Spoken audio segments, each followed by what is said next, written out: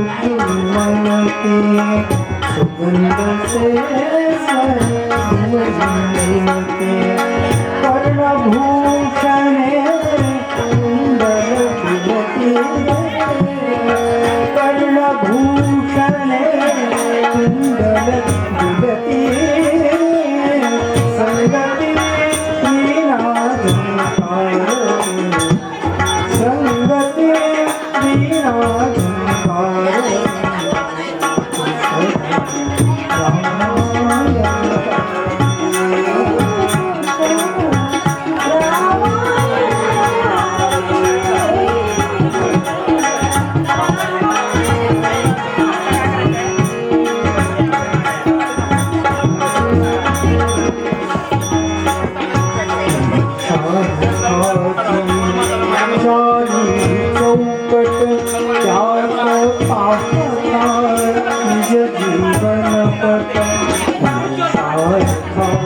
चारी चौकट जात पाहता निज जीवन पट प्रत्येक पाहुन प्रतिभाव प्रभुचे लोचन पाहणार प्रभुचे लोचन पाहणार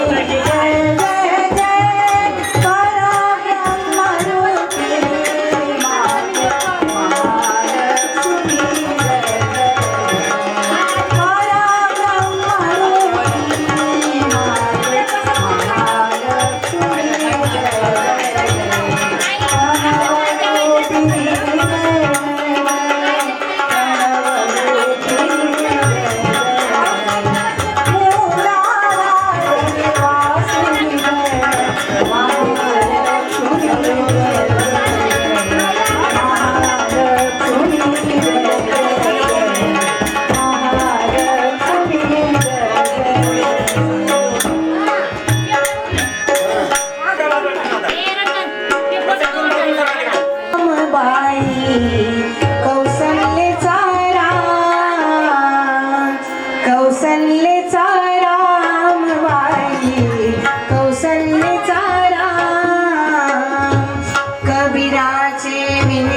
विनितोषेले कौसल्यचा रामबाई कौसल्यचा राम बाबड्याय भक्तासाठी देव करिता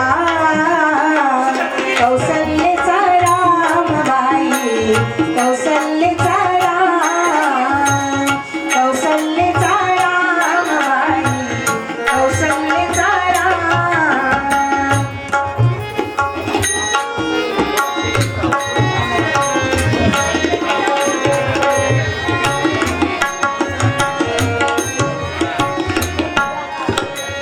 एक एक तारी हाती भक्त गाई गीत एक एक धागा जोडी जानकीचा नाथ राजा घनश्याम कौसल्यचा रामबाई कौसल्यचा राम कबीराचे विनितोषेले कौसल्यचा रामबाई कौसल्यचा राम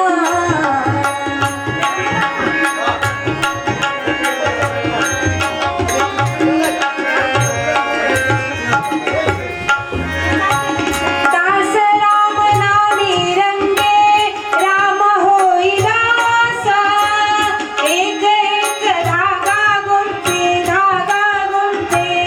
रूप ये पटास राजा घनश्याम कौसल्यचा रामबाई कौसल्यचा राम कबीराचे विनितोषेले कौसल्यचा रामबाई कौसल्यचा राम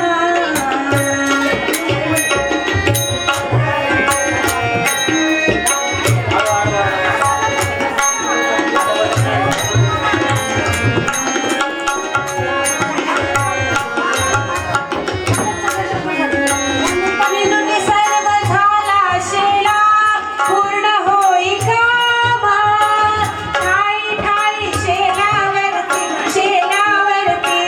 दिसे राम नाम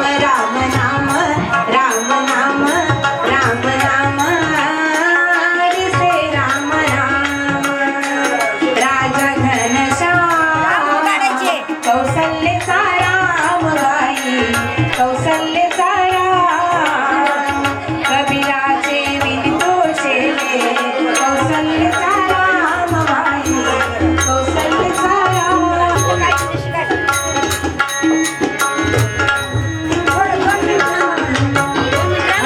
हळू घडी डोळे पाहि जो कबीर हळू घडी डोळे पाहि जो कबीर विनवनी शेला गेला सखा रघुवीर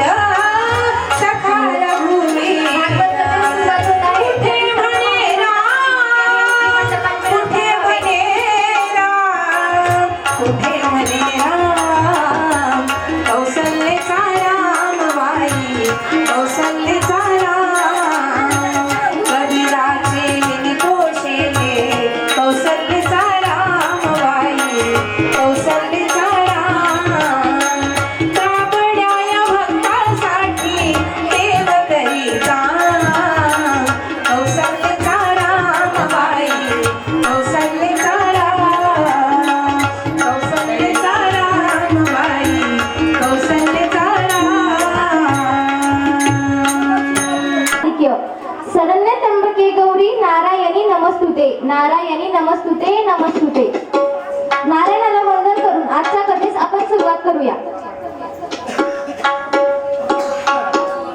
भागवत ग्रंथ पूजन व अमोल महाराज यांचा सत्कार करण्यासाठी मी निमंत्रित करते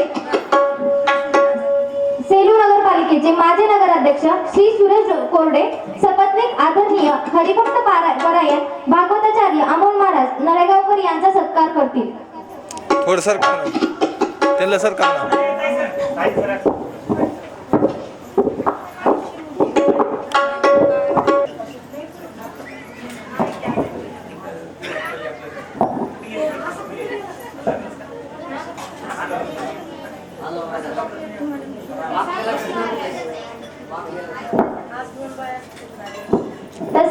आडवा धर आडवा धर. तसेच उत्तम सावजी व त्यांच्या पत्नी आशा सावजी यांना विनंती करते की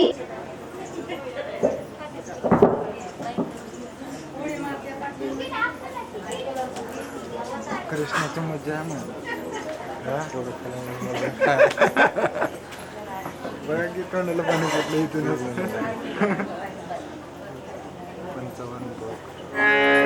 55 एकदम सांगितलं गोपाल कृष्ण धन्यवाद. भगवान या पुढील सूत्र आदरणीय श्री अमोल महाराजांना मी सोपवते. धन्यवाद.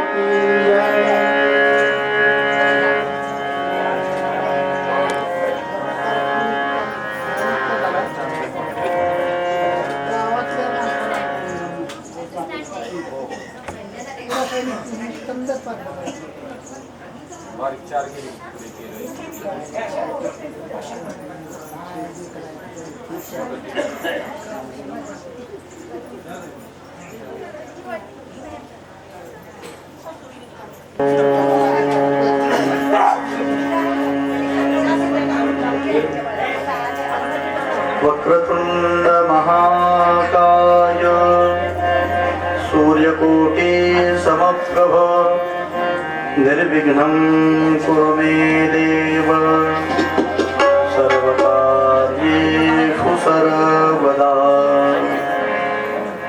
गणनाथ सरस्वती रविशुक्रो बृहस्पतिः पञ्चैतानि स्मरेन् नित्यं वेदवाणी प्रवर्तते गुरुर्ब्रह्मा गुरुर्विष्णुः गुरुर्देवो महेश्वरः गुरुः साक्षात् परं ब्रह्म तस्मै श्रीगुरवे नमः सच्चिदानन्दरूपाय विश्वोत्पत्त्यादिहेतवे तापत्रयविनाशाय श्रीकृष्णाय वयं नमः या कुन्देन्दुतुषारहारधवला या शुभ्रवस्त्रावृता या वीणावरदण्डमण्डितकरा या श्वेतपद्मासना या ब्रह्माच्युतशङ्कर प्रभृतिभिर्देवैः सदा वन्दिता सा मां पातु सरस्वती भगवती निःशेषजाड्यापहा कस्तूरे तिलकं ललाटपटले वक्षस्थले कौस्तुभं नासाग्रे वरमौक्तिकं सर्वाङ्गे हरिचन्दनं सुललितं कण्ठे च मुक्तावली गोपस्त्रीपदे गुञ्जन्ति यच्छोभया तेजोवारि मृदां यथा विनिमयो यत्र त्रिसर्गो मृषा धाम्ना स्वेन सदा निरस्तकुहकं सत्यं परं धीमहि निगमकल्पतरोर्गलितं फलं सुखमुखादमृतद्रवसंयुतं पिबत भागवतं रसमालयं मुहुरहो रसिका भविभामुखा विघ्नेश्वराय वरदाय सुरप्रियाय लम्बोदराय सकलाय जगद्धिताय नागारणाय श्रुतियन्यविभूषिताय गौरीसुताय गणनाथ नमो नमस्ते गोपाल कृष्ण भगवान की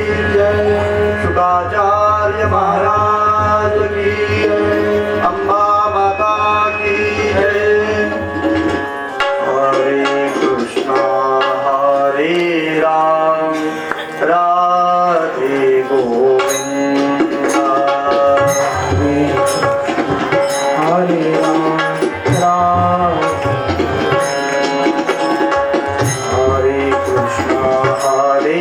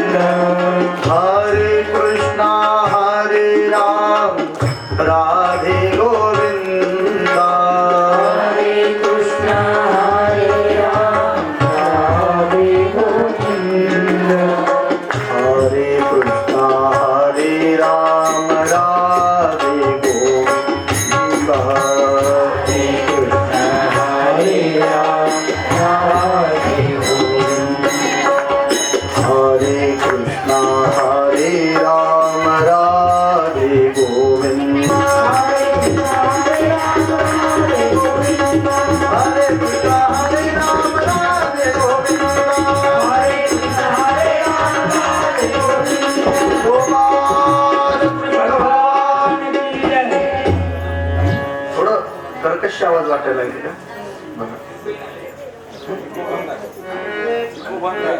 हॅलो फक्त थोडंस वाटत तर ह्याचं पण तबल्याचं पण वाटतं.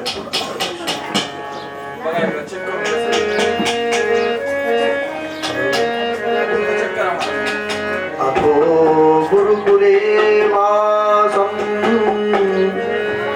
इच्छन्ता उपजगमतुः काश्यं सान्दीपनिन्नाम यवन्ति पुरवासिनम् अथोपसाद्यतो दान्तौ गुरो वृत्तिवनिन्ददा ग्राहयन्ता उपेतौ स्म हत्यादेवमिवातृतौ द्वयोर्द्विजवरस्पृष्टः शुद्धभावानुमोदितः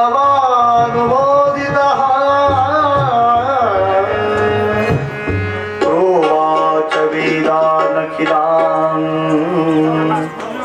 सांगोपनिषदो गुरुः. गंगेच्या पवित्र अशा काठावर आचार्य श्रीदेवजी महाराज राजा परीक्षितेच्या समोर भगवान परमात्माची परम पावनी अशी श्रीमद भागवती कथा आपल्या दिव्य अवस्थेमध्ये व्यक्त करत आहेत, निवेदन करीत आहेत. राजा परीक्षिती आपल्या सर्व इंद्रियांचे कान करून कथेचं श्रवण करत आहे. बाजूला गंगा वाहती आहे. अनेक प्रकारचे ऋषी मुनी सिद्ध साधक लोक आचार्यांची कथा शुद्ध अंतःकरणाने श्रवण करीत आहे. राजा परीक्षितीच्या समोर शुकाचार्यांनी भगवान परमात्म्याच्या विविध चरित्राचं निवेदन केलं आहे. भगवंताचा जन्म सांगितला, भगवंताची बाललीला सांगितली.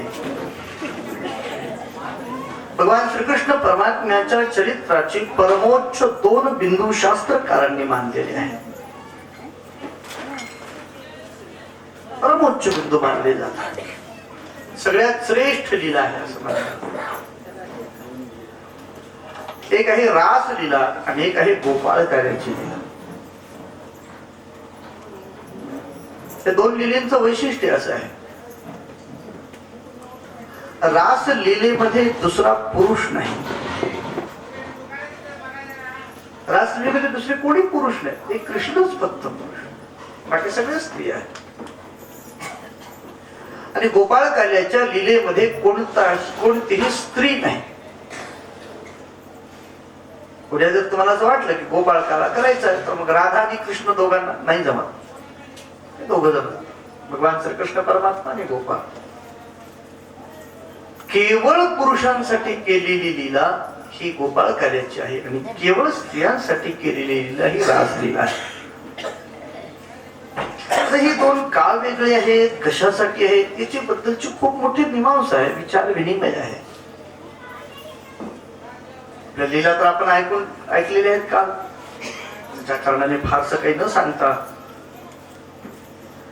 एवढंच निवेदन करेन की आपल्या प्रत्येक इंद्रियांची वृत्ती परमात्म्याकडे प्रवाही होणे म्हणजे गोपी आहे. गोपी शब्दाचा अर्थ सांगत असताना गोभी ही इंद्रिय ही, गो म्हणजे इंद्रिय, त्या इंद्रियांनी जे ब्रह्मरसाचं प्राशन करते, कानाने हरिकथा ऐकते, मुखाने भगवंताचं नाम घेते, हाताने भगवंताच्या भजनामध्ये टाळी वाजवते, पायाने भगवंताच्या मंदिराकडे जाते, डोळ्यांनी भगवान परमात्म्याच्या स्वरूपाकडे पाहते. ही प्रत्येक इंद्रिय परमात्म्याकडे प्रवाही करणे याला गोपी असं म्हणतात. आणि अशी गोपी वृत्ती ज्याची झालेली आहे ना, तरी भगवंताची ऐक्य पावणे म्हणजे रास आहे. आता गोप म्हणजे काय? गोप गोप शब्दाचा अर्थ पण असाच आहे. गोप या शब्दाचा अर्थ आहे गो हो पालयती इति गोपा. गाव हा पालयत म्हणजे गायीचं पालन करतात, गायी सांभाळतात. एखादा गोप असतो, त्या गोपाच्याकडे गायी असतात, 10-15 गायी असतात, तो घेऊन जातो चारण्यासाठी, शेजाऱ्याच्या पिकामध्ये सोडून देतो. असं करतो का? असं करत नाही. म्हणजे जिथं पडत असेल, जिथं गवत असेल, तिथं नेऊन आपल्या गायी सोडतो. हा, असं आहे. दुसऱ्याच्या पिकामध्ये गाय गेली नाही पाहिजे आणि योग्य गवतामध्ये गाय चरली पाहिजे, त्या गायीचं पोटही भरलं पाहिजे. अशी जी गायींच्यावर केलेली देखरेख त्याला गोप असं म्हणतात. इंद्रिय बरळू ने देयावी. इंद्रिय इकडे तिकडे बरळी देऊ जाऊ नये, मग त्यांना बरोबर संयमाचं कोडं घातलं पाहिजे, संयमाचे त्याला बंधन घातलं पाहिजे. विषयाच्या पिकामध्ये तिने गेलं नाही पाहिजे आणि परमात्म्याच्या साठी मात्र तो पूर्ण तिथं तन्मय होऊन राहिला पाहिजे. असा विचार करा. विषयांना आवडतो त्याला गोप असं म्हणतात आणि विषय परमात्म्याकडे घेऊन जातो त्याला गोपी असं म्हणतात. आणि दोघांचा समन्वय झाला की त्याला गोकुळ असं म्हणतात, व्रज असं म्हणतात. ही भक्ताची परमोच्च अवस्था आहे. ह्या दोन वेगळ्या लीला नाहीत म्हणे, रास आणि गोपाळकाल दोघी एकच लीला आहे. फक्त एका नाण्याच्या जशा दोन बाजू असतात, एक इकडची बाजू एक इकडची बाजू, तशी दोघांच्या दोन बाजू आहेत. एका बाजूमध्ये आपल्याला भगवंताच्याकडे इंद्रिय सोडणं असा भाव अभिप्रेत आहे आणि एका बाजूने परमात्म्याच्या व्यतिरिक्त ठिकाणी संयम ठेवणं हा भाव आहे. या दोघांचा समन्वय म्हणजे भगवान श्रीकृष्ण परमात्म्याचं व्रजातलं चरित्र आहे. हे दोन चरित्र झाल्यानंतर आता काही परमात्म्याला फार तिथं राहण्याची आवश्यकता नाही आहे. तरी सुद्धा आपल्या यथाकाल आणखी काही दैत्यांना मारण्याची अपेक्षा होती, ती परमात्म्याने पूर्ण केली. असं सांगतात रास 2 महिने चालला. 2 महिनेपर्यंत सगळे जण भगवंताचं चिंतन करत होते. मग भगवंतांनी सांगितलं गोपिकेनो तुम्हाला अंतिम अवस्थेला माझी गती प्राप्त होईल असा आशीर्वाद परमात्म्याने दिला. त्याच्यानंतर गोपी आपापल्या घराकडे निघून जातात. शुकाचार्याने वर्णन केले राजन, त्यानंतर भगवंताने काही असुरांचा वध केला आहे. त्याच्यामध्ये केशी आहे, धेनुक आहे, प्रलंब आहे, आदी आदी राक्षसांचा भगवंताने उद्धार केला आहे. कंसाने अक्रूराला पाठवून भगवंताला गोकुळाकडून मथुरेकडे आणण्याची योजना केली. यज्ञ ठेवण्यात आला. यज्ञाचं निमित्त करून भगवान परमात्म्याला घेऊन येण्यासाठी जेव्हा निघाले ना व्रजातून, अक्रूर आपल्या मनामध्ये खूप मोठे शंका करतात. भागवताच्या मध्ये अक्रूराचं गमन फार छान मांडलं. अक्रूर विचार करायला लागले, आज मला कंसाने भगवंताच्याकडे पाठवलाय. लोक सांगतात कंस दुष्ट आहे, वाईट आहे, तो परमात्म्याच्याकडे कुणाला जाऊ देत नाही, पण त्यांनीच अनुग्रह केला आणि मला परमात्म्याच्याकडे पाठवलं.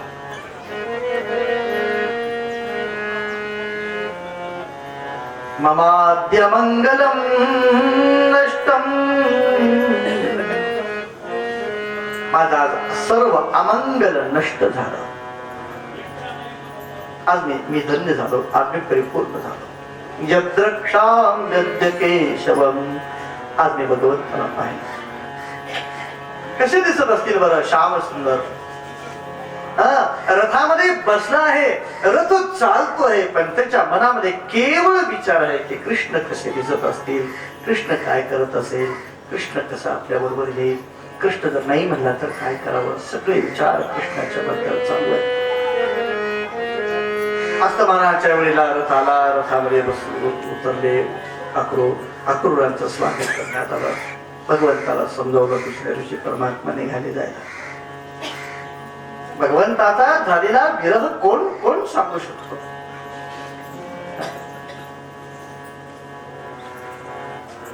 12-13 किलोमीटरचं अंतर आहे वृंदावन ते गोकुळ. सकाळी 6 वाजता भगवंत तयार झाले होते. किती वेळ लागायला पाहिजे? 2 तासाचा फार झाला तर रस्ता आहे.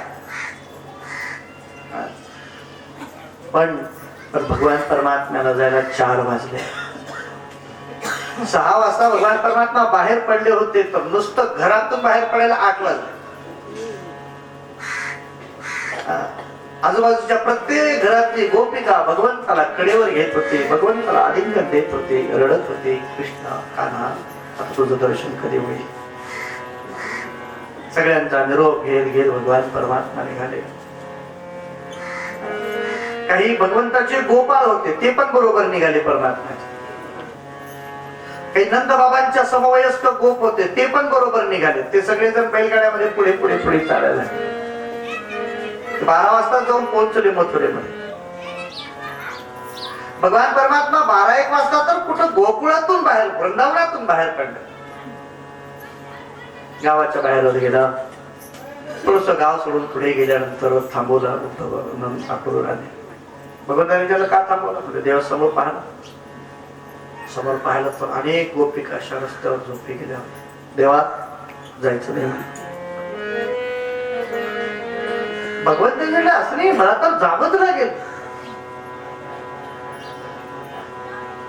गोपिकेने सांगितलं नाही भगवान, तुम्हाला सोडून आम्ही राहू शकत नाही. नाही काम करा, तुम्ही आमच्या अंगावरून रथ घेऊन जा. तुम्ही गेल्यानंतर आम्ही जगून तरी काय करावं? भगवंताने विचारलं आता काहीतरी काय उपाय केला पाहिजे. अक्रूर अशी काहीतरी बोलले परमात्मा आणि रथातून खाली उतरले. समोर आले. सगळ्या गोष्टी काय, तुमचं काय मत आहे? त्यामुळे तुम्ही जायचं नाही. देवाने सांगितलंय बघा गोपिके नो, असं आहे माणसाच्या जीवनामध्ये 2 गोष्टी असतात.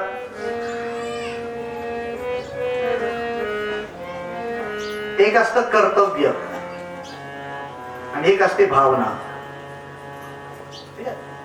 एक असते भावना, एक असते कर्तव्य. भावना मुख्य आहे का कर्तव्य मुख्य आहे? आणखी सोपं सांगतो कळण्यासाठी. 12वी पास झाला मुलगा, 90-95% मार्क पडले. आईची भावना आहे पोरग जवळ राहावं, रोहिण्यामध्ये राहावं. आणि आईचं कर्तव्य पोराला जिथं चांगलं कॉलेज मिळेल तिथं ऍडमिशन द्यावी, भले तो पुणे मुंबई राहिला तरी चालेल. काय करावं? आईने आपल्या भावनेला थोडासा बांध घातला पाहिजे ना. कर्तव्याच्या भूमिकेकडे ठाम असलं पाहिजे माणसाने. भगवान परमात्म्याने सांगितलं मथुरेतल्या आर्त लोकांची हाक माझ्या हृदयाला विदारण करते. आता मला जाणं आवश्यक. कंसाचा उन्मत्तपणा तुम्हाला माहिती नाही का? ज्या कंसाने माझा जन्म झाल्याबरोबर आजूबाजूच्या पंचक्रोशीतली सगळी मुलं मारून टाकण्याची आज्ञा केली, तर दुष्ट वृत्ती कंसाचा पास करणं हे माझं कर्तव्य आहे. आणि कर्तव्य कर्म करण्यासाठी निघालेलं मला तुम्ही बंधन बनवू नका. तरी भावनेचा एक स्पर्श असा असतो की ज्याला सोडता येत नाही, त्याला बाजूला करता येत नाही. गोपिका म्हणलं तुम्हाला काय करायचं ते करा, पण आता आम्ही मारायला तयार, आम्ही आता झोपी जातो. ते म्हणजे एक काम करा, मग थांबा थांबा, असं करू नका. मी सांगतो, मी थांबू ना? ठीक आहे, मी थांबतो. दादाला जाऊ द्यायचं का? बलराम दादा आम्हाला जाऊ, बलराम दादा जाऊ. सर का बाजूला, सगळ्यांना बाजूला. रथ अक्रूर जाऊ, तुम्ही दादाला घेऊन जा, मी काही येत नाही. आनंद झाला. सकाळपासून आईपासून सगळे म्हणत होते थांब थांब, पण थांब. शेवटी आमची ताकद आहे, थांबला. काही का असं सगळ्या गोपिका बाजूला झाल्या, पुढे निघून गेला. भगवान परमात्मा सांगितलं गोपिकेंनो तुम्ही वाट पहा, आलोच. असं म्हणून परमात्माने धूम तुकडे पळाले भगवान परमात्मा आणि धावत धावत आपल्या रथामध्ये बसले आणि रथ वायू वेगाने निघून गेले. गोपिकांनी पाहिलं तर काय परमात्मा गेले पोचून म्हणजे आपण बाजूला व्हावं म्हणून परमात्म्याने ही युक्ती केली होती का? हा ते देवली नश्वरास असो सकल भाबड्या म्हणून डाव हा साधला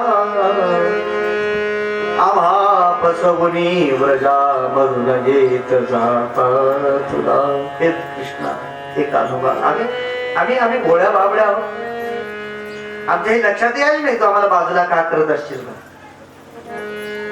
म्हणून आम्हाला फसवून तुला व्रजामधून जाताला मान्य आहे. न त्यात करी चातुरी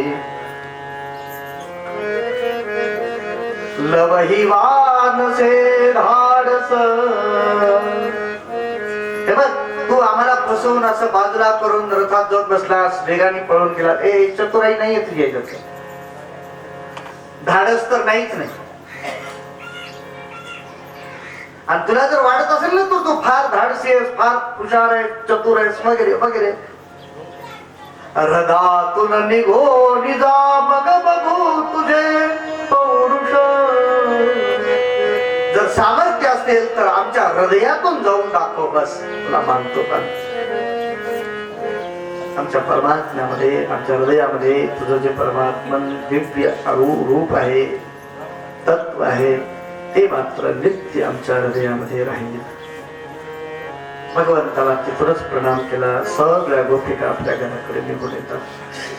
वायव्य गेला भगवान परमात्मा पुढे रथामध्ये बसून निघाले. संध्याकाळच्या वेळेला परमात्मा मथुरेमध्ये प्रवेश करतात. मथुरेमध्ये साधारण 4-5 वाजता पोहोचल्यानंतर मग सगळ्यांनी ठरवलं आता काय करायचं. काही जणांना आपण मथुरा बोलूया.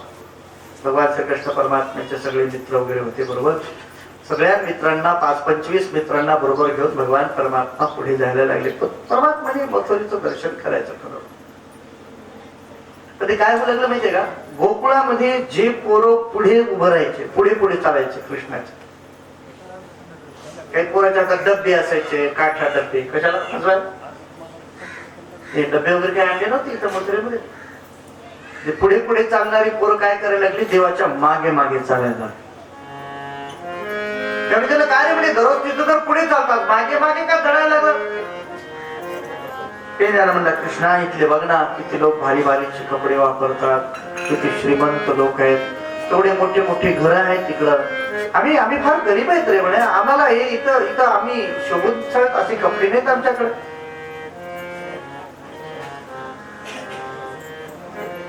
ते बोबड्या म्हणून तर एक पोरगा होता, त्या पोरग्याने इन केली होती शर्टाची, पण ती इन सुद्धा अशी अर्धी केली होती. म्हणजे पुढचा अर्धा शर्ट मध्ये पॅन्टी मध्ये खवला होता आणि पाठीमागचा अर्धा शर्ट सोडून दिला होता.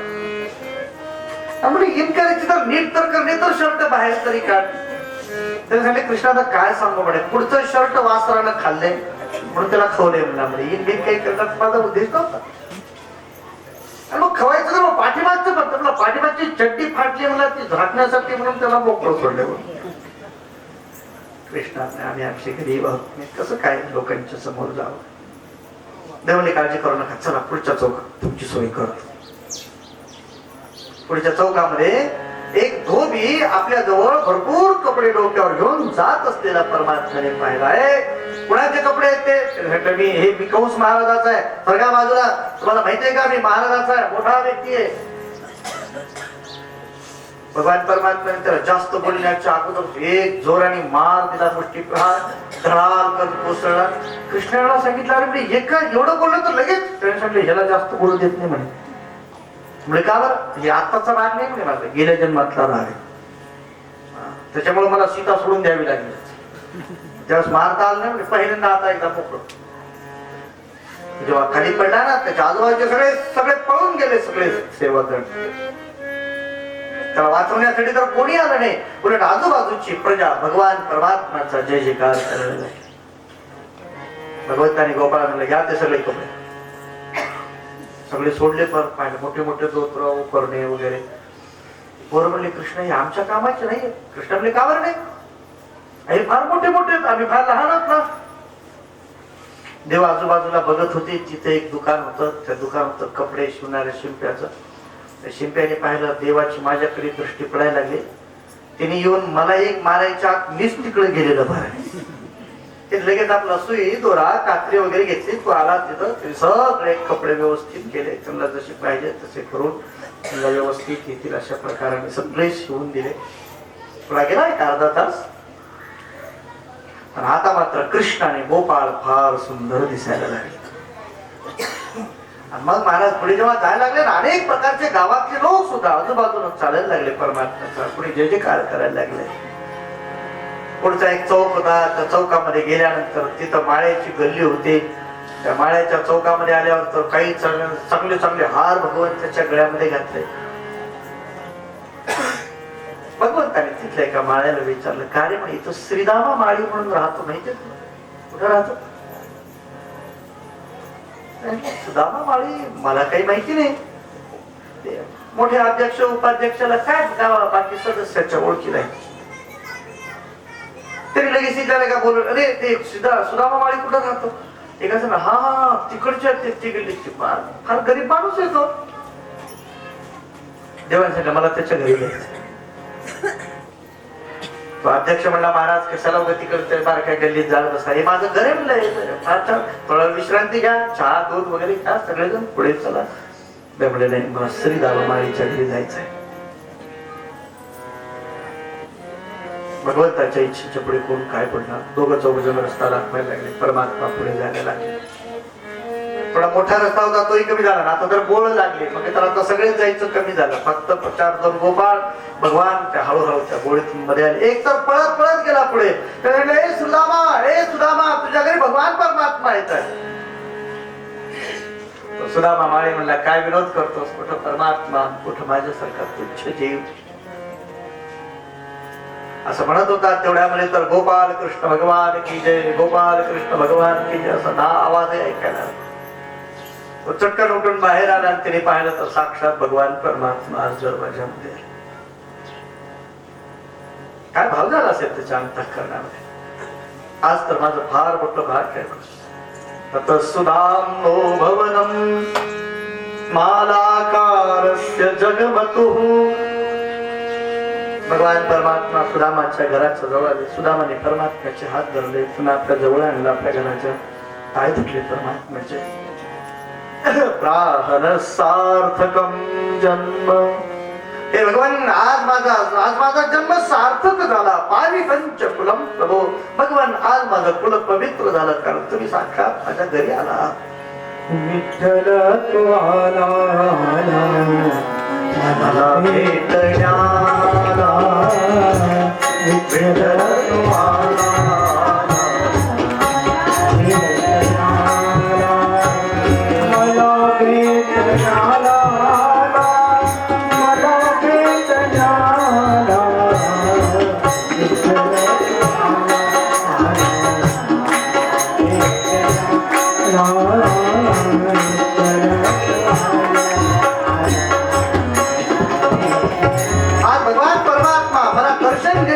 माझ्या घरी आले. काय भाग्य माझं.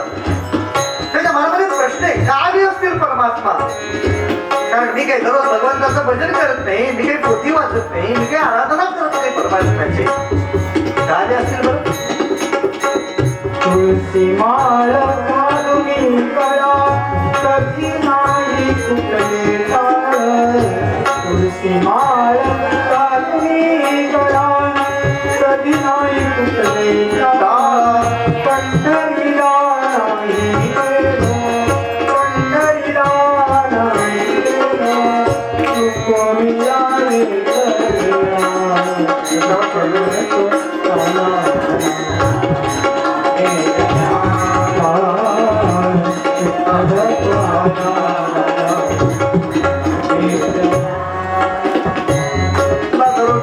भजन करतो ना, कधी पंढरपूरला गेलो आहे.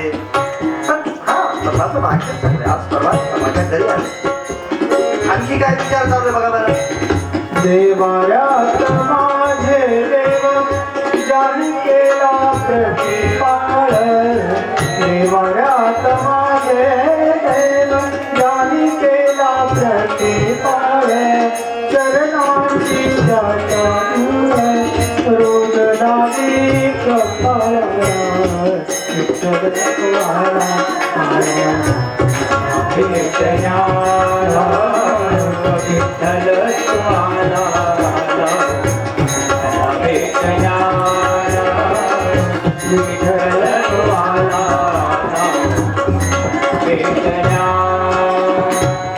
सत्यवाचा माझी आता काय केलं ते सांगतोय तो.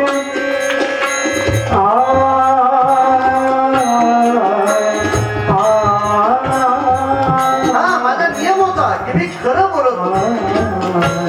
गाथा पोथी ज्ञानेश्वरी वगैरे वाचली गेली माहिती नाही, पण खरं बोलण्याचं मात्र बोलत होता. सत्यवाचा माझी होती वाचली नाही तापोती गाली पाणी तुळसीला गाली पाणी तुळसीला आगळीत माझी भक्ती विठ्ठल तो आला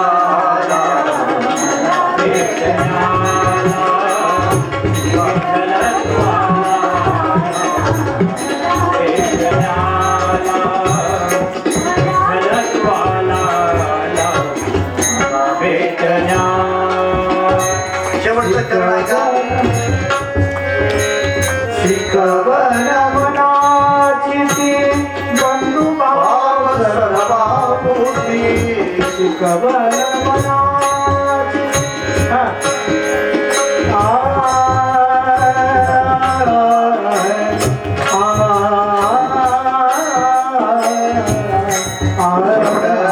सर्वन मनाची ती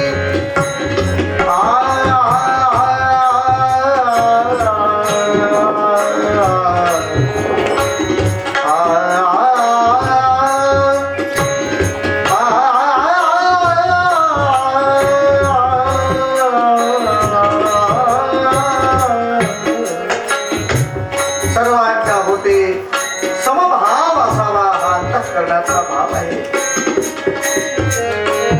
बाकी एखादा गरीब असेल, एखादा भुकेलेला असेल, आपल्याकडे काय जे आहे ते आहे. बस थोडस समर्पण करणं हा भाव. आणि एवढ्या साधनाने नक्कीच आज परमात्मा मला प्रसन्न झाले असावे असा भाव त्याच्या अंतःकरणामध्ये. शिकवण मनाची ती बंधू भाव सर्वाभूती. विसरुनी धर्म जाते विसरुनी धर्म जाते देईनाथ मुखे राधा विठ्ठल आला भेटण्याला.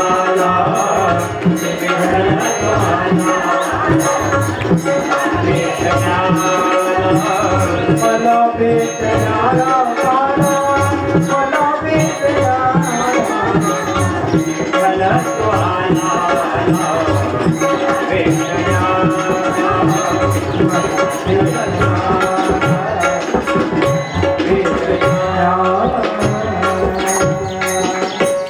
भगवान परमात्म्याच्या हाताला धरून हात केलं, भगवंताला आसनावर बसवलं.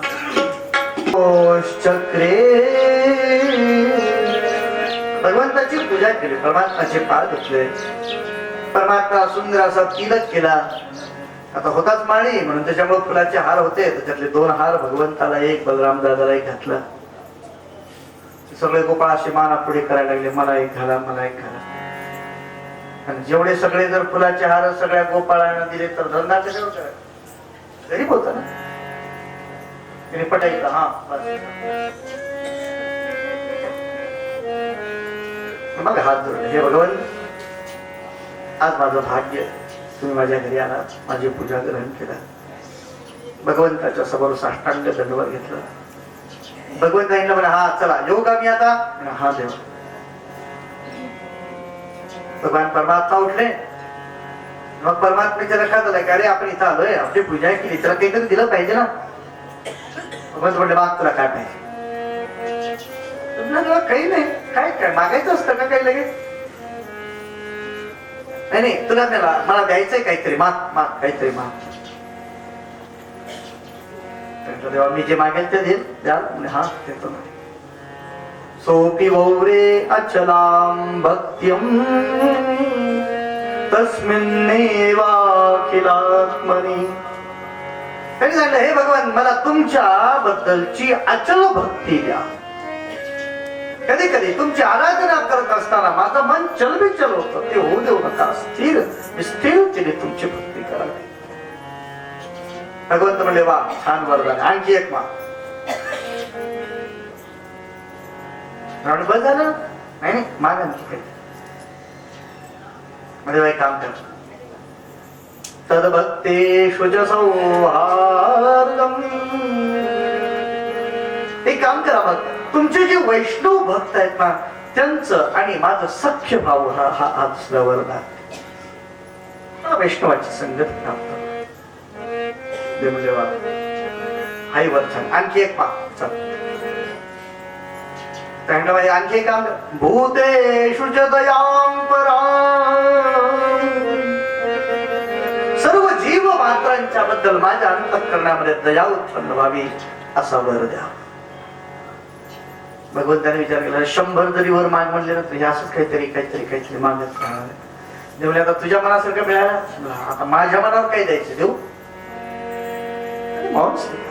कारण पुढे तुझं वाक्य येत नाही. तिथं पुढे भगवान परमात्मा रसमयी वर तत्व. तू सांगितलेले जे वर आहेत ते तर तुला दिले, आता माझ्या मनाने काय देतोय. श्रियम चान्वयवरधिनी. भगवंताने त्याला पहिली वस्तू जर काय दिली असेल तर लक्ष्मी दिली. पण लक्ष्मी कशी दिली माहिती का? नित्य वाढणारी लक्ष्मी दिली. समजा माझ्याकडे 1 लाख रुपये आहे, त्याच्यातले 40,000 रुपये कशाला तर खर्चला. आता किती राहिले माझ्याकडे? आता 60.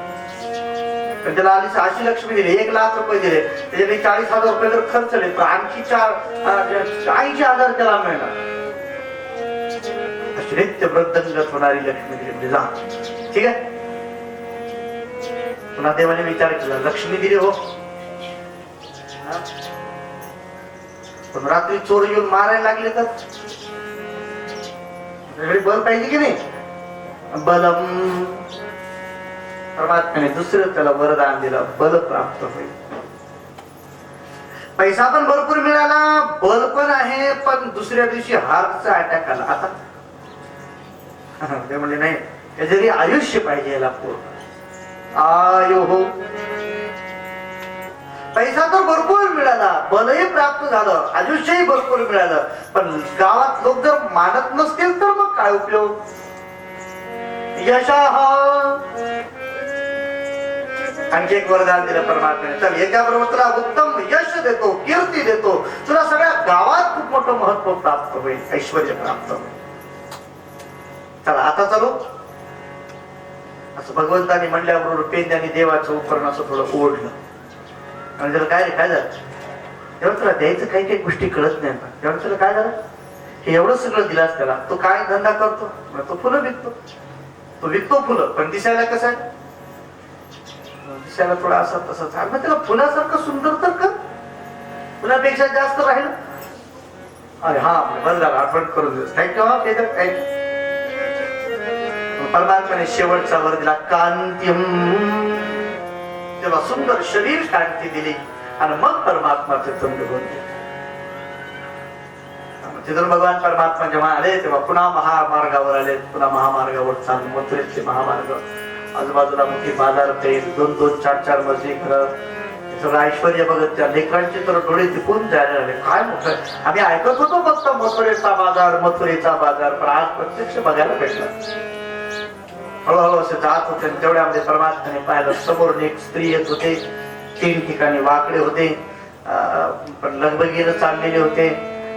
तिच्या हातामध्ये एक मोठे पिशवी बॅग होते.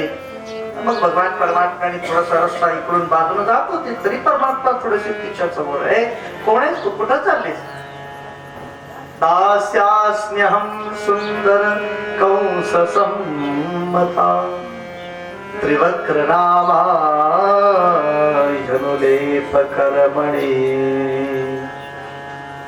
तरी भगवान परमात्म्याच्याकडे असं मान खालून वर करून पाहिले. हे सुंदर, हे परमात्मा, मी कंसाची दासी आहे, मी कंसाचं अनुलेपन करणारी दासी आहे. म्हणजे वा वा वा. पेंद्याने पुन्हा विचारलं, कृष्ण हे अनुलेप म्हणजे काय असते, तुला माहिती नाही. पेंद्या म्हणलं मला माहिती नाही भाई, अनुलेप कर्म म्हणजे काय. कसं समोर अनुलिप कर्म माहित नाही म्हणजे नाही.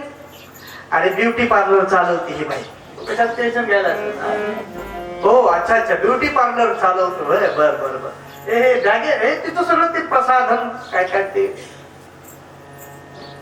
भगवत झालं मला थोडस लावणार सांगितलं भगवान तुम्हाला आणखी सुंदर करावं एवढी माझी काय योग्यता तस मी माझी उपकरण आजपर्यंत कंसाला वापरत होते ते घाण झालेले होते अशुद्ध झालेले होते दुष्टाचा स्पर्श करून आज ते पवित्र करण्यासाठी मी तुम्हाला त्याचा स्पर्श करवतो.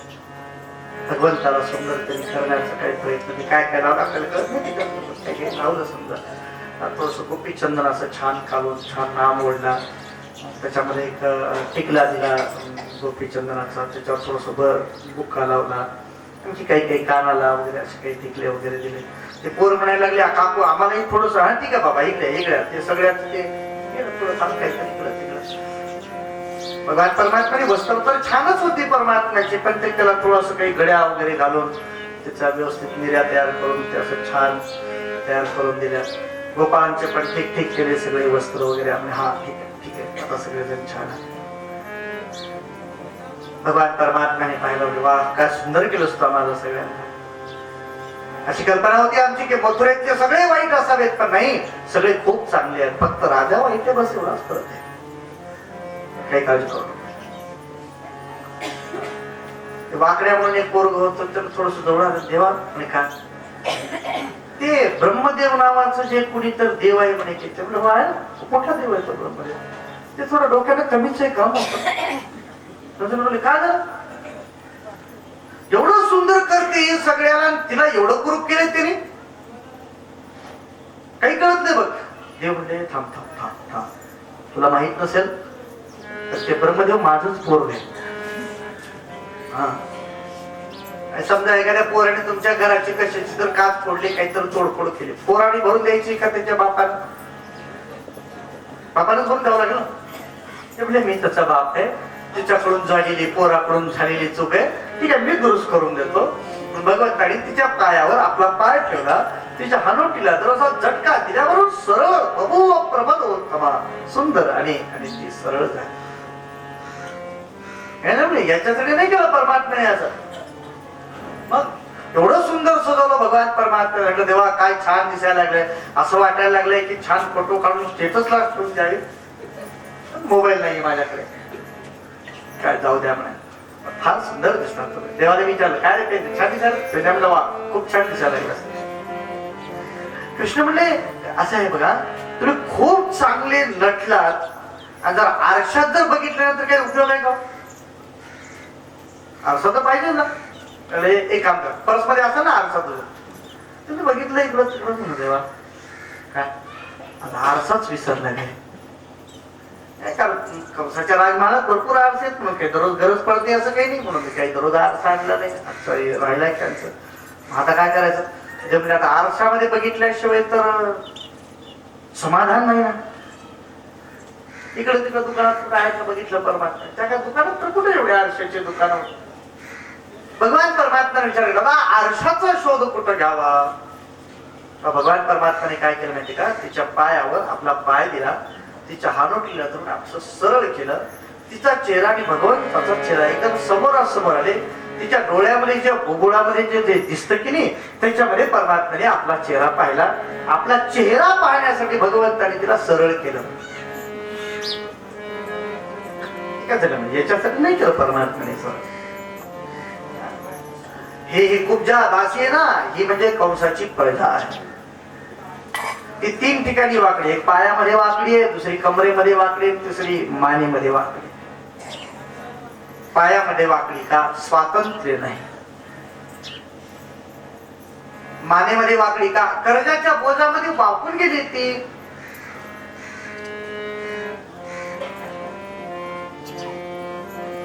आणि त्याच्या कारणाने तिला ताठ चालता येत नाही.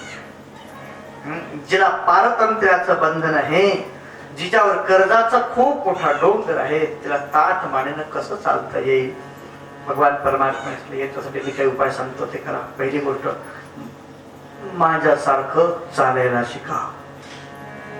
परमात्म्याने त्यावेळी आपला पाय तिच्या पायात ठेवला, असं चाला आता मी सांगतो तसं चाला. दुसरी गोष्ट, परमात्म्याने तिच्या हनुटीला धरून झटका दिला. म्हणजे काय केलं, ताठमानेने चालायला शिका. स्वातंत्र्य स्वीकारलं पाहिजे. स्वातंत्र्याकडे बसून राहणाऱ्याला आनंद देत नसतो. स्वातंत्र्य तर प्रयत्नाची पराकाष्ठा करून मिळवायचं असतं. परमात्म्याने दाखवून दिलं. मग काय, पाठीवर जो कर्जाचा बोध होता तो तर आपोआप हलका झाला, तो तर सहज घेऊन गेला. ती सरळ झाली. त्याचा अर्थ भगवंतानी प्रजेला सरळ करण्याचा कार्यभागच इथून सुरू केला. मग हे सगळे जण आपल्या मथुरेकडे पाहत पाहत जिथे यज्ञ चालला होता त्या यज्ञाच्या ठिकाणी तिथे एक धनुष्य ठेवला होता. परमात्म्याने ते धनुष्य सहज उचललं. भगवान परमात्म्याने भग्न करून टाकलं त्या धनुष्याला. तिथं भगवान आपल्या आपल्या जिथं थांबण्यासाठी सांगितलं होतं तिथं आले धर्मशाळेमध्ये. दुसऱ्या दिवशी सकाळी स्नान वगैरे झालं आहे. भगवान परमात्मा सगळे गोपाळ कंसाची मल्ल सभा पाहण्यासाठी निघाले आहेत. वाटेमध्ये कोलयापीठ नावाचा हत्ती येतो. परमात्म्याने त्या हत्तीला सहज गरकन फिरून आदळून टाकलं, नष्ट करून टाकलं त्या हत्तीला. तिथून भगवान परमात्मा कंसाच्या मल्ल सभेमध्ये आले. भगवान परमात्म्याने जेव्हा आखाड्यामध्ये प्रवेश केला, परमात्मा काय सुंदर दिसत होते. असा मोठा आखाडा होता. काही छोटे छोटे मल्ल, काही पहिल्या फेरीचे मल्ल असतात, त्यांच्या कुस्त्या चालल्या होत्या. भगवंताने प्रवेश केला ना, त्यावेळेला पहिल्या फेरीच्या मल्लांच्या कुस्त्या चालल्या होत्या. आणि ज्यावेळेला परमात्म्याने तिथं प्रवेश केला, परमात्म्याला पाहिलं, जमलेले सगळे लोक भगवंताच्याकडे पाहतात. मल्लानाम शनिः नृणाम नरवरः स्त्रीणाम स्मरो मूर्तिमान. वेदव्यास महर्षी सांगतात परमात्मा कसे दिसत होते. मल्लानाम अशनिः. पहिल्यांदा मल्लाची दृष्टी पडली, लक्षात होतं मल्लाचं. कधी एकदा ते कृष्ण बलराम येतात आपल्याला, त्यांना मारायचं. जसंही पाहिलं त्याने, त्यांच्या असं लक्षात पडलं की हे तर वज्र तेही दिसतात. नृणाम नरवरः. आजूबाजूला जे दांड्या बांधल्या होत्या, सगळे लोक उभे होते गावातले. त्या गावातल्या लोकांना असं वाटलं की हा आमचा राजाच आहे. एका बाजूला महिलांसाठी स्पेशल बसण्यासाठी जागा स्त्रियांच्या. स्त्रीणाम स्मरो मूर्तिमान. त्यांना तर वाटलं साक्षात कामदेवच इथं प्रगट झाले असं. गोपानाम स्वजनः. नंद बाबा त्यांचे काही गोप तिथं जमले होते, अगोदरच येऊन थांबले होते. त्यांना पाहिलं, हा अरे आला एकदाची कृष्ण. नाही तर आम्हाला वाटलं हे येतं का तिकडं बाजार बघत फिरतील कुणाला. आला आला काही करत बघा बाबा, ते बघा आला आपला. गोपानाम स्वजनः असदाम क्षितिभुजाम शास्ता. कंसाच्या बरोबरचे काही राजे लोक तिथं येऊन बसले होते. त्यांची सिंहासन होती, त्यांच्या आसनावरती आसनस्थ झाले होते. त्यांनी जेव्हा पाहिलं ना, तेव्हा त्यांना असं वाटलं की हा आपला दंड देणारा आलाय आपल्याला. स्वपित्रो शिशु. परमात्म्याच्या वडिलाच्या वयाचे काही लोक होते, वसुदेवाचे काही भाऊ होते. ते काही म्हणा, पण हे जे पोरग आहे ना, त्याच्या नाका डोळ्याची, रंगाची, ह्या सगळ्याची ठेव ना आपल्यासारखे, ते आपल्याच वंशातलं दिसायला लागलं. ते जर आमचं पोरगच दिसायला. कंस जेव्हा त्या सभेमध्ये येऊन बसलेला होता आणि कंसाने जेव्हा पाहिलं परमात्म्याच्याकडे, परमात्म्याला पाहिल्यानंतर कंसाला कसे दिसले परमात्मा. मृत्यू भोजपते. साक्षात यमराज दिसायला लागले त्याला. तर तत्वं परम योगिना. शास्त्र जाणणारे योगी लोक, त्यांना आपलं परम तत्व दिसलं त्याच्यामध्ये. प्रश्नेनाम परदेवतेति विदितो रंगंगत साग्रजः.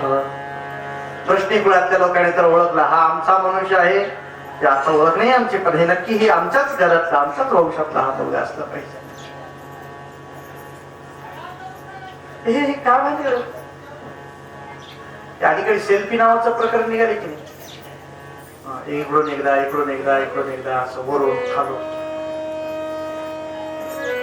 त्याच्या वेदव्यास महर्षींनी वेगवेगळ्या जागेवर परमात्म्याचे फोटो घेतले. इकडून फोटो घेतला, एक तिकडून घेतला, एक बंडांच्याकडून, एक गोपाळांच्याकडून, एक स्त्रियांच्याकडून, एक राजाकडून, सगळ्याकडून भगवंताचे वेगळे वेगळे कॅमेरा नाही भगवान वेदव्यास महर्षी भगवंताचे वेगवेगळ्या जागेवरून फोटो टिपले ते. सगळ्या फोटोचा जो अल्बम होता ना तो भागवतामध्ये टाकून घ्या बरं जेव्हा पाहायचं का. असे भगवान परमात्मा जमाच्या सभेमध्ये येऊन पोहोचले. सगळीकडे आनंदी आनंद शरद कौशल चाणूर मुष्टी केली. परमात्माला युद्धाचं आव्हान दिलं. भगवान परमात्माने त्यांच्या बरोबर युद्ध करून त्यांना परास्त करून टाकलं. काही जणांना तर मारून टाकलं, काही तर पल्ल धावत वापस पळून गेले. मग भगवान परमात्म्याला कंसाने वरून आज्ञा सोडली, त्या कष्टाला बंदी करून टाका, नंद बाबाला बंदी करून टाका अशी जेव्हा आज्ञा केली. भगवान परमात्म्याने अणिमा विद्येच्या द्वारा त्याच्या सिंहासनापर्यंत उडी घेतली. त्याला पकडलं, फरफडत ओढत त्याला त्या कुस्तीच्या मैदानामध्ये टाकलं. परमात्म्याने त्याच्यावर जोर आणि उडी घेऊन त्याला एक मुष्टी प्रहार केला आणि कंसाचा उद्धार केला. गोपाल भगवान की जय. श्री कृष्ण गोविंद हरे मुरारे हे नाथ नारायण वासुदेव. श्री कृष्ण गोविंद हरे मुरारी हे नाथ नारायण वासुदेव. श्री कृष्ण गोविंद हरे मुरारे हे नाथ नारायण वासुदेव.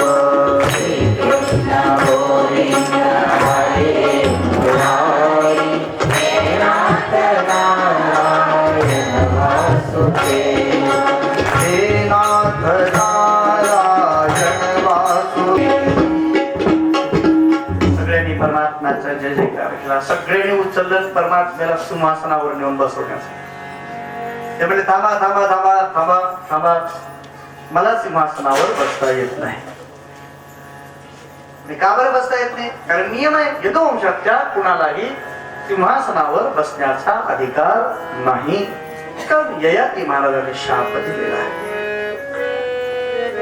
प्रश्न पडला आता कुणाला बसवायचं? भगवंताने सांगितलं कंसाने आपले वडील उग्रसेन महाराज ज्यांना कारागृहामध्ये टाकले त्यांना मुक्त करून बाहेर आणा, त्यांना सिंहासनावर बसवा. उग्रसेन महाराजांचा राज्याभिषेक करण्यात आला. भगवान परमात्म्याने नंतर आपल्या आई वडिलांना बंदीशाळेतून मुक्त केलं. सगळे आता आपल्या घराकडे आनंदाने निघून आले. भगवंताचं खूप मोठं स्वागत झालं मथुरेमध्ये. भगवान परमात्मा आपल्या घरी आले. नंद बाबांनी वसुदेव महाराजांनी आईने खूप आनंदाने परमात्म्याला जवळ घेतलं. भगवान परमात्मा आता आपल्या मथुरेमध्ये राहायला सुरुवात करतात. गोपाळांना नंद बाबांना सगळ्यांना ठेवून घेतलं परमात्म्याने. पण 2 दिवस झाल्यानंतर काही गोपाळ म्हणले कृष्णा काय आता मला पेरण्या वगैरे करायच्या आम्ही चालतो. कारण शेतकऱ्याकडे कसं असतं तो मर्यादित वेळ असतो, त्या वेळेमध्ये ते काम केलं तर ठीक, नाही तर मग पुढे काय. हळूहळू काही गोपाळ जायला लागले. एके दिवशी छोट्या छोट्या गोपाळांची पण सभा जमली. ते सांगितलं अरे आता आपल्याला बरोबर कृष्ण जास्त वेळ खेळू शकत नाही, कारण तो राजा झाला घरी. आता आपण गोपाळ तो राजा झाला, त्याचं काय पराक्रम आपण पाहिला आपल्या डोळ्यांनी. तो मथुरेचा जणू काही राजाच आहे. बस आता ते वृद्ध आहेत ते उग्रसेन, त्यांचा ठेवलाय केलाय राज्याभिषेक, पण राजा तर कृष्णच आहे हे सगळ्यांच्या लक्षात आलेलं. सगळे गोपाळ म्हणले कृष्ण आता आम्ही चालतो पर्यंत. एके दिवशी हळूहळू ते गोपाळही जायला लागले. एके दिवशी तर नंद बाबांनी सांगितलं आता नंदम समासाद्य भगवान देवकी सुतः. नंद बाबा एके दिवशी भगवान श्रीकृष्ण परमात्म्यांना निरोप मागायला लागले. चल आता मला निघालं पाहिजे.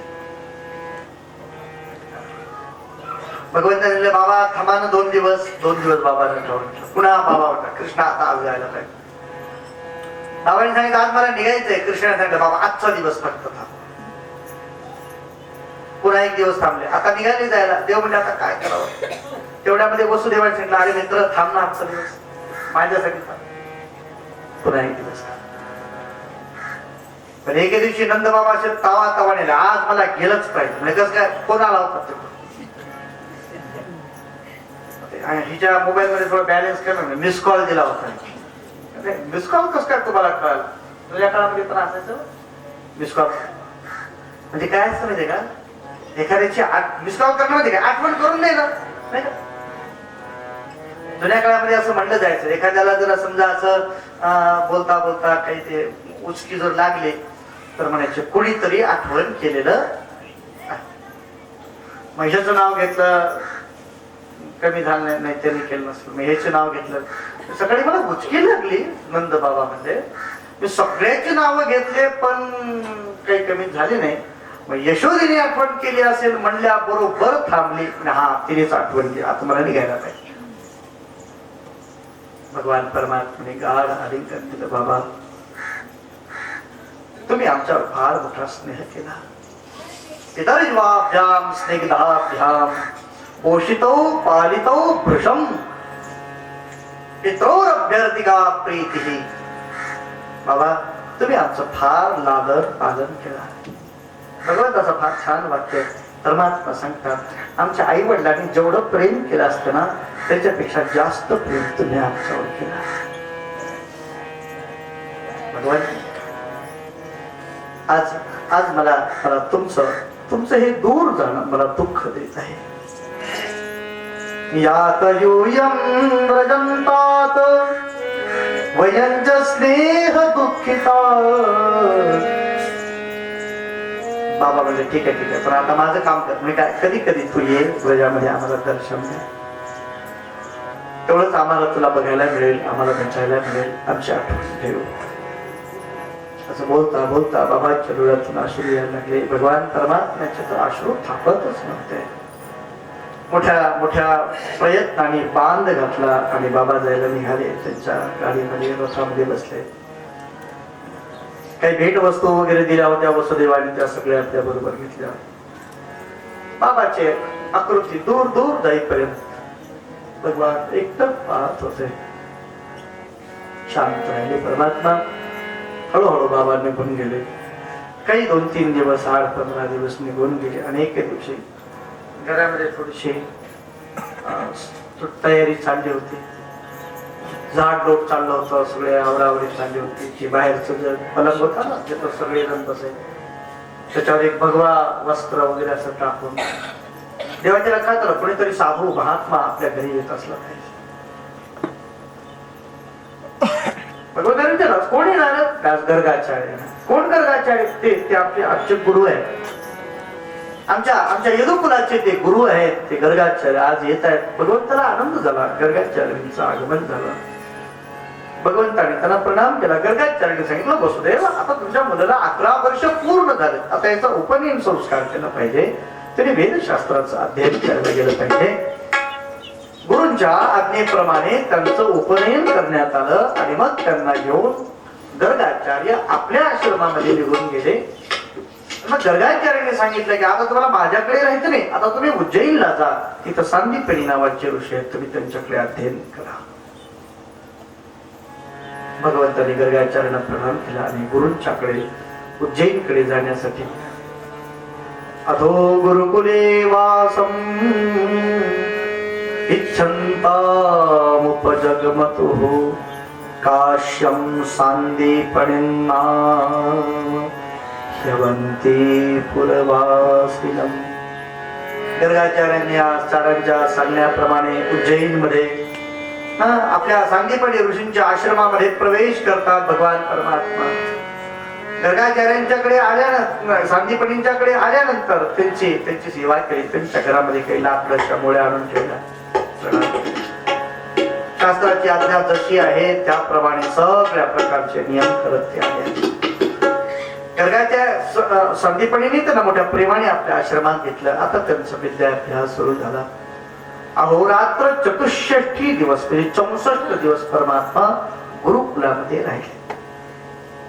काय काय शिकवलं परमात्म्याला? सरहस्यम धनुर्वेदम धर्मान्याय पथांस्तथा तस्य धनुर्वेद म्हणजे धनुष्य जोडण्यापासून सोडण्यापर्यंत सगळा धनुर्वेद. धर्मां न्यायपथां स्पथां, काही न्यायाचे मार्ग वगैरे शिकवले, काही नियम शिकवले, सगळ्या प्रकारच्या विद्या शिकवल्या, 64 कला शिकवल्या. प्रोवाच अखिलान वेदा, सगळ्या प्रकारचे वेद शिकवले त्यांना. सर्व प्रकारचं शास्त्र, सर्व प्रकारचे नियम, सर्व प्रकारचं ज्ञान भगवान परमात्म्याला दिल्यानंतर आता भगवान परमात्म्याने सांगितलं, हे गुरु, मी माझ्या जीवनामध्ये तुमचं ज्ञान ग्रहण करून पूर्ण झालो आहे. अशी इच्छा आहे की काहीतरी गुरुंना गुरुदक्षिणा द्यावी. काय देऊ बरं? गुरुची काही अपेक्षा आहे की नाही माहिती नाही, पण असं लक्षात आलं परमात्म्याला की आपल्या गुरुंना एका मुलाची आवश्यकता आहे. कारण गुरुंचा मुलगा लहान असताना समुद्राला स्नान करण्यासाठी गेला होता आणि समुद्र स्नान करत असताना तो बुडला, काहीतरी झाला आणि तो मरण पावला. भगवान परमात्मा त्या मुलाला आणण्यासाठी समुद्रामध्ये गेले. तिथं पांचजन्य नावाच्या राक्षसाला मारलं. त्याचा तो शंख भगवंताने आपल्या जवळ घेतला. तिथून परमात्मा संयमनेपुरीमध्ये गेले, यमाच्या नगरीमध्ये गेले. यमराज शरण आले आहेत. भगवान परमात्मा मला गुरुपुत्र द्या. यमराजाने गुरुपुत्रांना दिला. त्या गुरुपुत्रांना घेऊन भगवान आपल्या गुरूंच्या जवळ आले. गुरूंना प्रणाम केला. मुलगा सुपूर्त केला. शाळेमध्ये बरेच पोरं होते. जरी काही पोरं म्हणली आम्हाला तुम्हाला बोलायचंय थोडं. म्हणजे काय रे मुलांना, मित्रांनो बोला ना. म्हणजे आम्ही पाहिलं, आम्ही तर 10-12 वर्ष आहोत, पण आम्हाला आणखी सुद्धा जे कळालं नाही, जे आलं नाही, ते तुम्हाला एक तर 2च महिन्यात आलं. 2च महिन्यामध्ये तुम्ही हे सगळं तुम्ही शिकून घेतलं. आणि दुसरी गोष्ट अशी आहे, तुम्ही जे आता जे मुलाला आणून दिलं आमच्या समोर, म्हणजे 10-12 वर्षापूर्वी मेलेला पुत्र त्यावेळेला जसा होता तशाला तसा आणून दिला तुम्ही.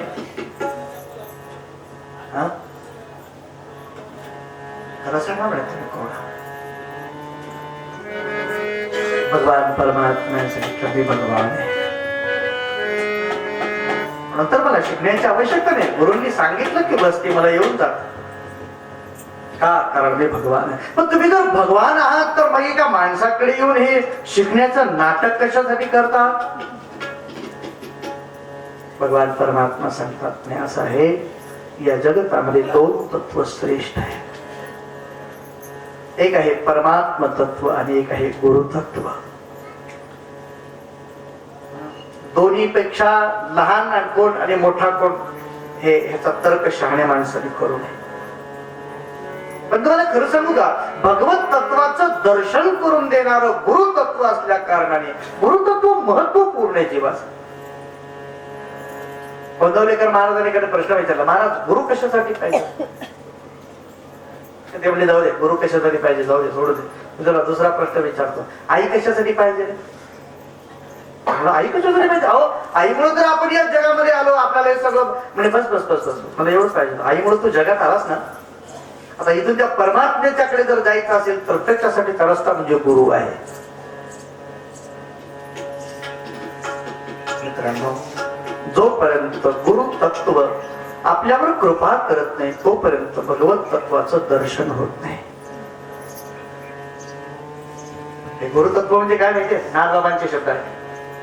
ओंकार स्वरूपा सद्गुरु समर्था अनाथाचा नाथ तुझ नमो, तुझ नमो, तुझ नमो, तुझ नमो, तुझ नमो. ओंकार स्वरूपा सद्गुरु समर्था स्वरूप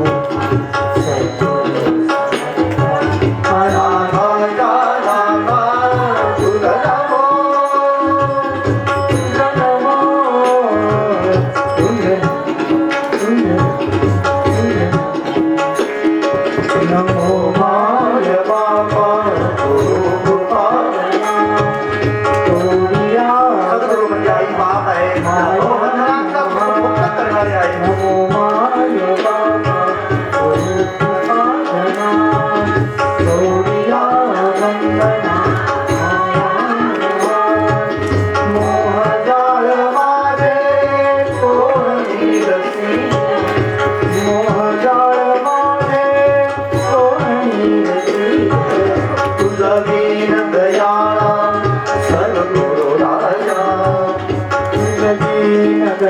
हे सद्गुरु तुमच्याशिवाय या भवबंधनाचं हे द्वार तोडून मला मुक्तीचा मार्ग कोण दाखवू शकेल?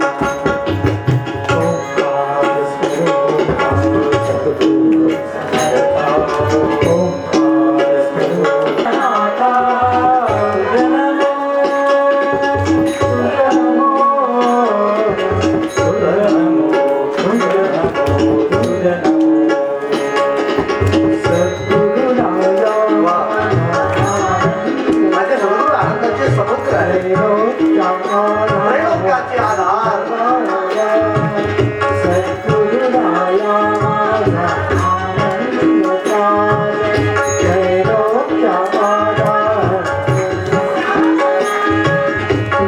राम स्वामी राखे स्वयं प्रकाश.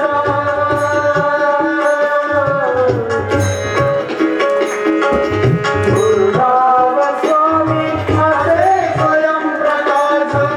जा पुढे उदास जा पुढे उदास शशी अग्नि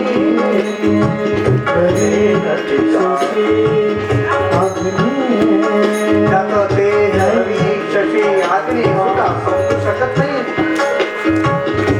स्वप्रकाश रूपा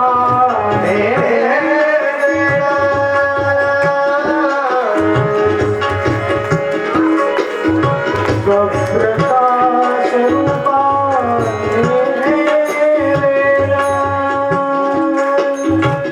स्वप्रकाश रूपा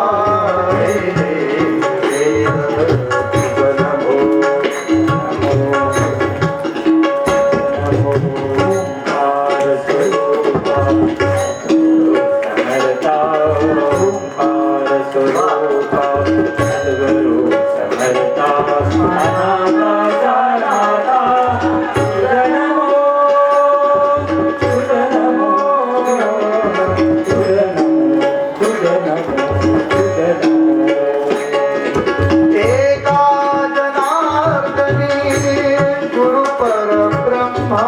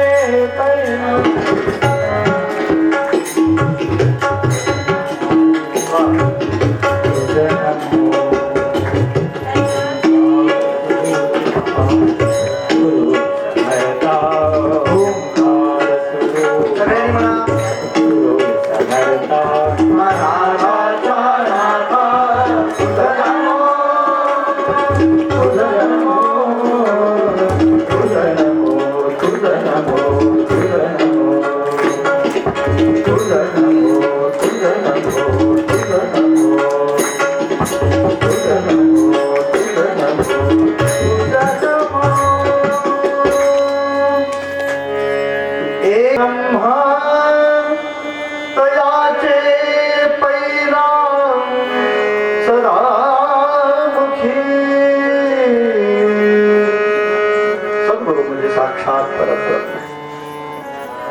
हा भाव अंतःकरणामध्ये धारण करून अंतःकरणामध्ये भाव धारण करून भगवान परमात्म्याने आपल्या सगळ्या मित्रांना उपदेश केला. सगळ्या मित्रांचे लक्षात आले की अरे खरे सद्गुरु तत्व श्रेष्ठ आहे, सद्गुरु तत्व ध्येय आहे, आराध्य आहे. भगवान परमात्म्याला सगळ्या मित्रांनी सांगितलं कृष्ण आजपासून आमचं एक म्हणले का आम्ही आजपासून थोडा वेळ शांत बसणार आणि गुरूंचं ध्यान करणार. कसं ध्यान करणार आमचे आत्य सांगतील तुम्हाला.